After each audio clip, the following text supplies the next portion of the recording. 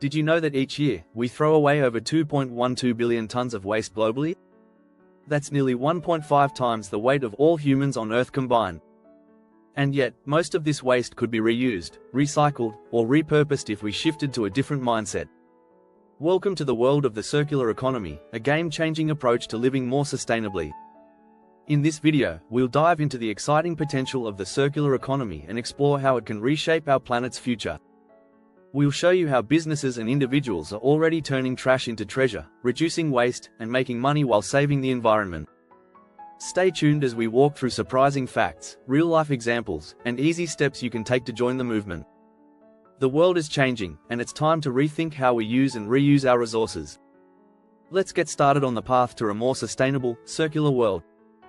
Chapter 1. Unpacking Circular Economy. The future of sustainability. The circular economy is reshaping how we think about resources.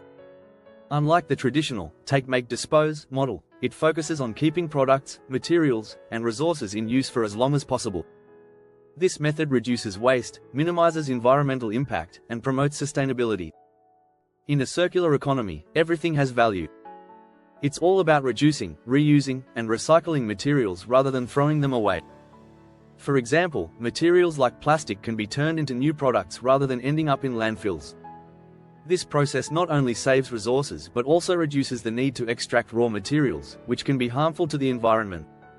One of the most exciting parts of a circular economy is how it supports businesses. According to the Ellen MacArthur Foundation, shifting to a circular economy could add $4.5 trillion to the global economy by 2030.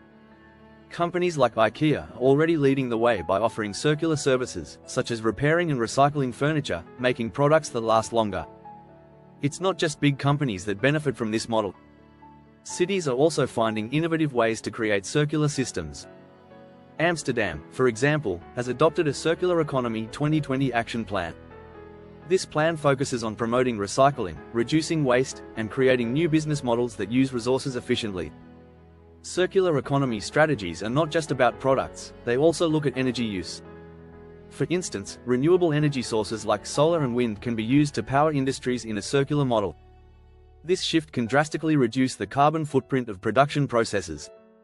Every individual can play a role in this shift.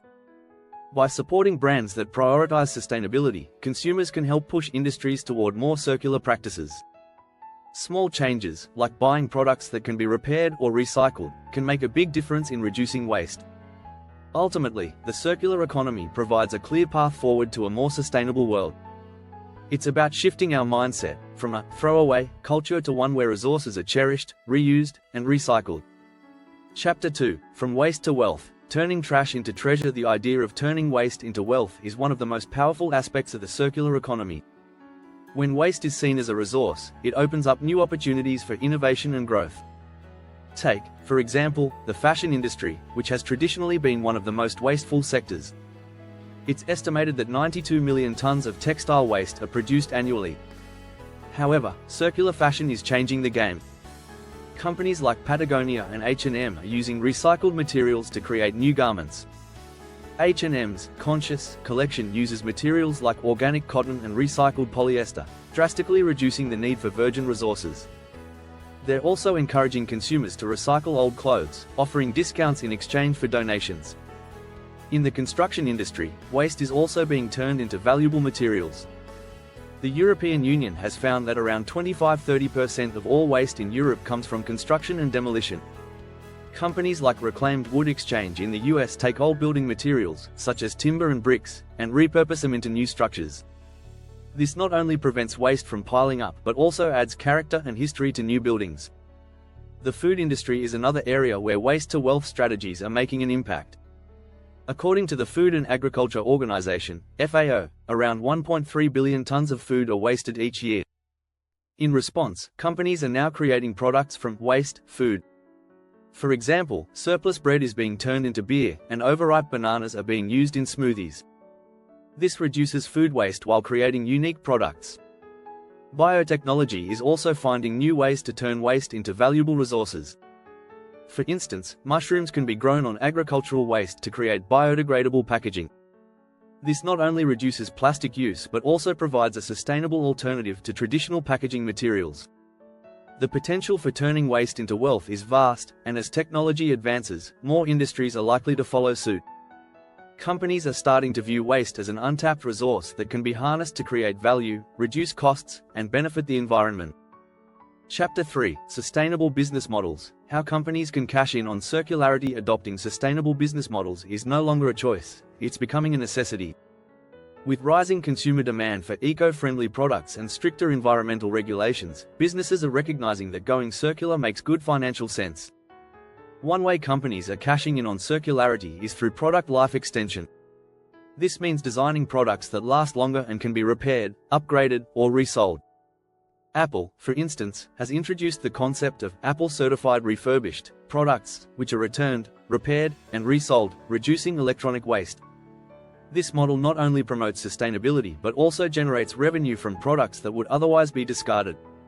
Another circular business model gaining traction is product as a service.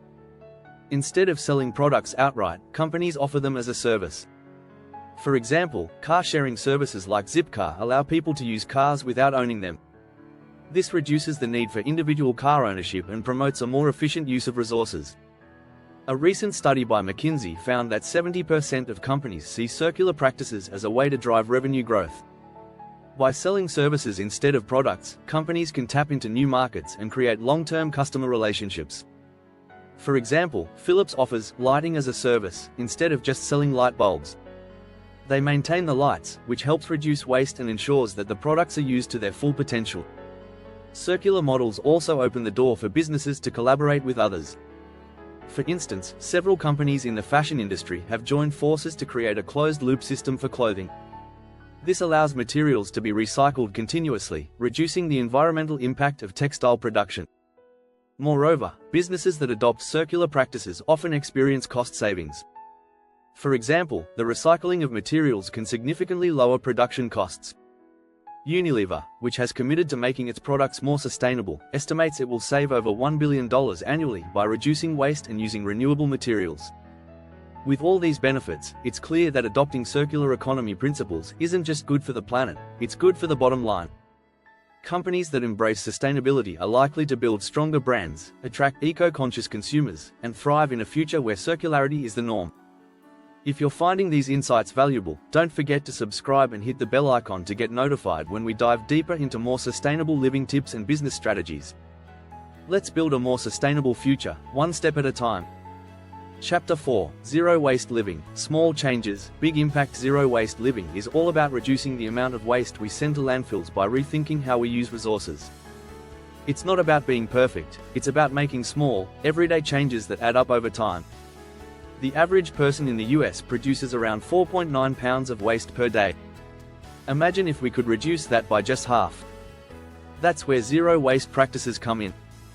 The first step to zero waste is eliminating single-use items. Plastic straws, bags, and bottles are some of the biggest offenders. By switching to reusable options, we not only cut down on waste but also reduce our reliance on plastic, which takes hundreds of years to break down. In fact, it's estimated that 8 million tons of plastic end up in the ocean each year, harming marine life and ecosystems. Another key strategy in zero waste living is buying in bulk. This reduces packaging waste and helps save money. Stores like Whole Foods and Trader Joe's offer bulk bins for products like grains, nuts, and even cleaning supplies. Consumers can bring their own containers, avoiding single-use packaging altogether. Composting is another vital aspect of zero waste living. Food waste is one of the largest contributors to landfills, but composting allows us to turn it into nutrient-rich soil. According to the EPA, food scraps and yard waste make up 30% of what we throw away. Composting not only diverts this waste but also helps enrich the soil, reducing the need for chemical fertilizers. When it comes to clothing, opting for second-hand is a great zero-waste choice. The fashion industry is responsible for about 10% of global carbon emissions, and much of the clothing ends up in landfills. Thrift stores, clothing swaps, and online resale platforms like Poshmark are making it easier to buy clothes without contributing to waste. Zero waste living also encourages mindful consumption. This means asking ourselves whether we really need an item before purchasing it. This mindset helps us reduce impulse buys and avoid products that will soon be discarded. For those starting their zero waste journey, it's important to remember that it's a gradual process. There's no need to throw away everything you own and start fresh. Instead, replace items as they wear out with more sustainable alternatives. Over time, these small actions lead to big changes, both in terms of waste reduction and in cultivating a more sustainable lifestyle. Chapter 5: Designing for Circularity. Products that give back to the planet. Circularity isn't just about recycling, it's also about designing products with their entire life cycle in mind. Cradle-to-cradle design is a prime example of this philosophy. Instead of products that end up as waste, cradle-to-cradle products are designed to be reused, refurbished, or repurposed, giving back to the environment. The idea is simple: make products that can be taken apart easily and recycled or repurposed at the end of their life. This eliminates the concept of waste altogether. The first company to fully embrace cradle-to-cradle principles was Herman Miller, the iconic furniture company. They designed their caper chair with modular parts that can be replaced or recycled, ensuring that the product never becomes landfill-bound. Another approach is creating products that are modular, meaning they can be easily repaired and upgraded. Companies like Fairphone have adopted this strategy in the smartphone industry. Instead of buying an entirely new phone when something breaks, users can replace just the faulty part, extending the life of the phone and reducing waste. In the fashion industry, companies are designing clothes with circularity in mind. Clothing brand Stella McCartney uses innovative materials like bio-fabricated leather and recycled polyester. These materials are not only eco-friendly but also designed to be fully recyclable at the end of the garment's life. This reduces the need for virgin materials and prevents items from ending up in landfills. Circular design can also be seen in the automotive industry. BMW is an example of a company designing cars with the goal of reusing parts. Their vehicles are made from materials that can be recycled, and many of their models are designed for easy disassembly, allowing parts to be reused or repurposed rather than discarded. Biodegradable materials are another innovation in circular product design. Companies are exploring the use of plant-based materials to replace plastics. One notable example is the creation of bioplastics made from algae or mushrooms. These materials break down naturally and don't leave a harmful environmental footprint. Another fascinating area is the rise of product take-back programs. Companies like Nike are working to take back old products and repurpose them. Nike's Reuse a Shoe program takes worn-out sneakers and turns them into new products, such as sports surfaces and playgrounds. This closes the loop on their product lifecycle and reduces waste. The future of product design is circular. As technology advances and consumer demand for sustainable products grows, more companies will look to design products that can be reused, recycled, and repurposed. This not only benefits the planet but also creates new business opportunities in the circular economy. Chapter 6: Circular Communities. How local initiatives are driving change. While businesses and individuals play a crucial role in the circular economy, communities are where some of the most innovative ideas are taking root. Circular communities are all about collaboration and creating systems that reduce waste while promoting local resources. These initiatives often rely on shared resources, local production, and community involvement to build a more sustainable future. One of the key strategies for circular communities is creating local repair hubs. In the past, people often threw away broken items and replaced them with new ones. Now, communities are embracing repair cafes, where volunteers fix everything from electronics to clothes. This not only keeps items out of landfills but also fosters a sense of community. The sharing economy is also a major part of circular communities. Instead of owning everything individually, people are choosing to share resources. Car sharing services like Zipcar, tool libraries, and even clothing swaps allow people to access what they need without contributing to overconsumption. This model reduces waste while strengthening local connections. Urban farming is another growing trend in circular communities. Cities like Detroit and Paris are turning vacant lots into urban farms, producing fresh, local food for residents. This not only reduces the carbon footprint associated with food transportation but also promotes local food security and community resilience. In some places, cities are developing closed-loop systems where waste from one business becomes a resource for another. This is known as industrial symbiosis, and it's a key feature of circular communities. For example, in Kalundborg, Denmark, a number of companies have created a network where waste products like heat and water are shared, reducing costs and minimizing environmental impact.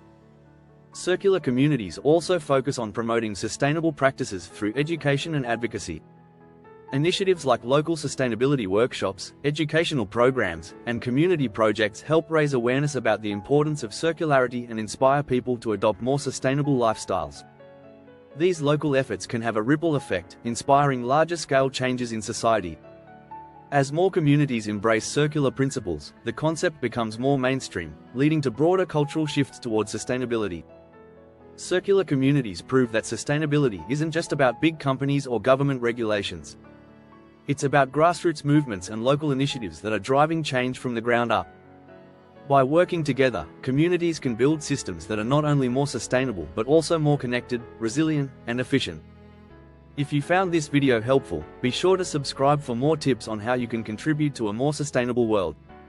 Join us in making a positive impact today.